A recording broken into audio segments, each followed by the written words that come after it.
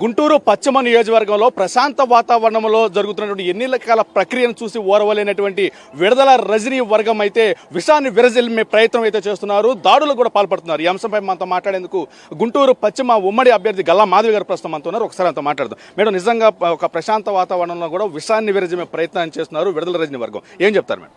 ఇప్పుడు బూత్లోకి జస్ట్ పర్యవేక్షణ కోసం నేను వెళ్తున్నప్పుడు నా వెంట ఒక్కరినో ఇద్దరినో మాత్రమే నేను తీసుకెళ్తున్న పరిస్థితుల్లో, అది వాళ్ళకి పర్మిషన్ ఉన్న వాళ్ళని మాత్రమే తీసుకెళ్తున్న పరిస్థితుల్లో మేము గుంపులుగా వస్తున్నాము అని చెప్పి లేనిపోని అల్లర్లు చేస్తూ, బాగా క్రౌడ్ ఎక్కువ అయితే ఉన్నారో, లైన్స్లో ఎక్కువ ఓట్ చేయడానికి ఎవరైతే నుంచున్నారో ఆ ప్లేసుల్లోకి ఒక్కసారిగా ఒక 20-30 మంది ఒకటేసారి రావడము, మీరు చాలా మందిని తీసుకెళ్తున్నారు అని చెప్పి అల్లర్లు చేయడము, కొన్ని ఏరియాల్లో ఇంకా రభస వాళ్ళ కార్యకర్తలు అందరూ కూడా సామాన్య ప్రజల మీద దాడులకి పాల్పడ్డము.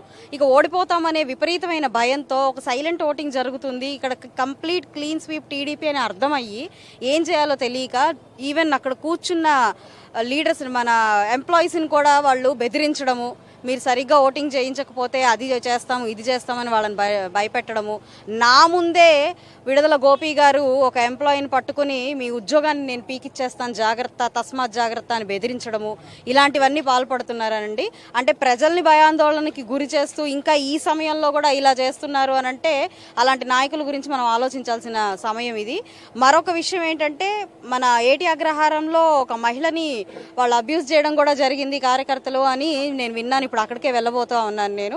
ఇక గెలవము అనే పరిస్థితుల్లో ఏం చేసైనా ప్రజల్ని భయాందోళన చేసి, రిగ్గింగ్ చేసి, మరీ విపరీతంగా ప్రతి ఒక్కరికి నిమిషానికి ఒక IVRS కాల్ వస్తుందండి, మాకు ఓట్ చేయండి అని చెప్పి. అది ఇంకా దారుణమైన విషయము. అంటే ఏమీ చేయలేని పరిస్థితుల్లో ఇలాంటి వాటికి పాల్పడుతూ ఉన్నారు వాళ్ళంతా. అయినా కూడా విజయం మాత్రం కూటమికి తథ్యమండి. మేడం, ఒక మహిళా అభ్యర్థి మీరు వెళ్తుంటే మీ వెనక కూడా సుమారు ఒక 50 మంది పైగా కార్యకర్తలు వైసీపీ పార్టీకి చెందినటువంటి వాళ్ళు వెంటనట్టుగా ఒక రకంగా వెళ్తున్నారు. ఆ వీడియో కూడా వైరల్ అవుతుంది. ఎందుకంటారా ఈ విధంగా పాల్పడడానికి కారణం? అదేనండి, నేను ఎటు వెళ్తే అక్కడ ఒక అల్లరి సృష్టించాలి, అక్కడ జరిగే ఓటింగ్ని ఎలాగైనా వెనక్కి తీసేయాలి, ప్రజల్ని భయాందోళనకి గురి చేసి వాళ్ళని పారిపోయేలా చేయాలి.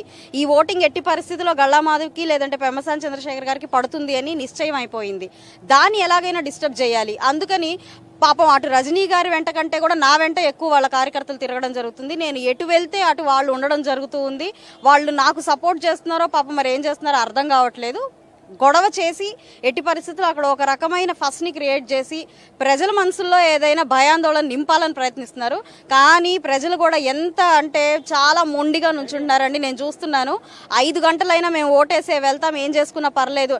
నేను కూడా రిక్వెస్ట్ చేయడం జరిగింది, మీరు భయపడకండి, వాళ్ళు ఇది కావాలని చేస్తున్నారు అని చెప్తున్నప్పుడు వాళ్ళు ఎదురుగా మీరేం బాధపడకండి అమ్మా, మేము ఇక్కడ ఓటేసే వెళ్తాము, మాకు తెలుసు ఇలాంటివన్నీ వీళ్ళు చేస్తారని ప్రజలే చెప్పడం జరుగుతుందండి.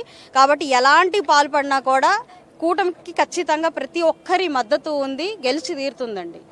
మీరు అన్నట్లుగా కాల్స్ వస్తున్న మాట కూడా వాస్తవం, చాలా మంది మాకు చెప్పారు. అదేవిధంగా కరపత్రాలు తెలుగుదేశం పార్టీ వాళ్ళు చేయనటువంటి కార్యక్రమాలు కూడా చేసినట్లు కూడా సృష్టిస్తుందండి విడుదల రజనీ వర్గం. ఏ విధంగా చూడొచ్చు అంశాన్ని? మొదటి నుంచి కూడా అదే ప్రయత్నాల్లో ఉన్నారండి వాళ్ళు.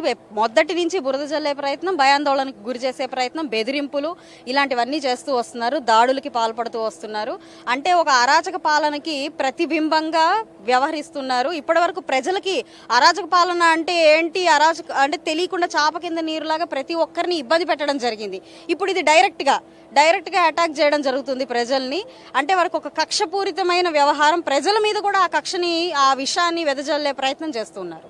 మేడం, ఇక్కడ పశ్చిమ నియోజకవర్గంలో ప్రశాంతంగా జరగాల్సిన చోట కూడా 2-3 చోట్ల లాఠీ చార్జీలు జరిగినాయి. అదేవిధంగా తెనాలిలో వైసీపీ అభ్యర్థి సిట్టింగ్ ఎమ్మెల్యే అన్నాబత్తిన శివకుమార్ కూడా ఒక ఓటర్ పైన చేతితో దాడి చేసుకున్నాడు. పల్నాడు జిల్లాలో చూసుకుంటే మాచర్ల 2 చెంతల్లో ఎవరైతే ఏజెంట్ ఉన్నారో ఏజెంట్ కిడ్నాప్ చేసే పరిస్థితి, ఈసీ జోక్యం చేసుకోకుంటే కానీ వాళ్ళు బయటకు రాని పరిస్థితి.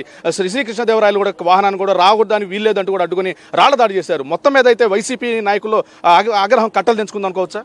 ఆగ్రహం అంటే ఇది వారి మానసిక పరిస్థితి. ఇలా ఉన్నారు వాళ్ళు.